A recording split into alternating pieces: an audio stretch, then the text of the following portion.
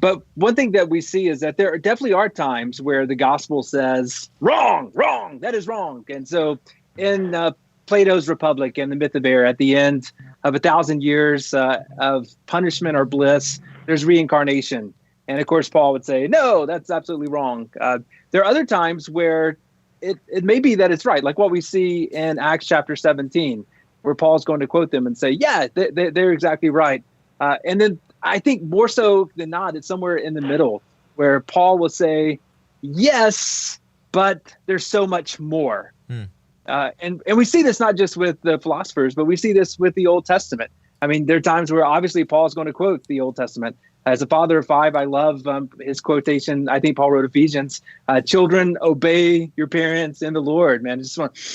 I love it. And so there are times where he just will quote the Old Testament and the law itself. There's other times where he'll put his gospel seemingly over against. So like in Romans 10, Leviticus 18:5b says the righteous will live in these things, but the righteous are by faith. And then he goes on to quote Deuteronomy 30. And so, but what happens more so than either of those extremes is Paul taking this Old Testament thing and now looking at it in light of how much fuller it is with respect to the gospel of Jesus Christ. Seneca talks about how the Epicureans, they were kind of the bad guys, their rivals. They were the Cardinals to their Cubs, since you're a Cubs fan, Kurt. He talks about, like every once in a while, you'll get a drip of good stuff from the Epicureans.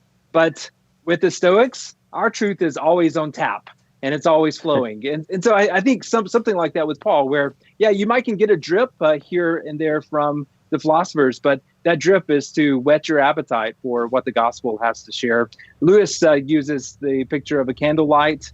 So these Greco-Roman philosophers in Allegory of Love, he talks about this. They had like truth with respect to a wick, but that truth was obviously greatly eclipsed once they saw the sunrise, Jesus Christ.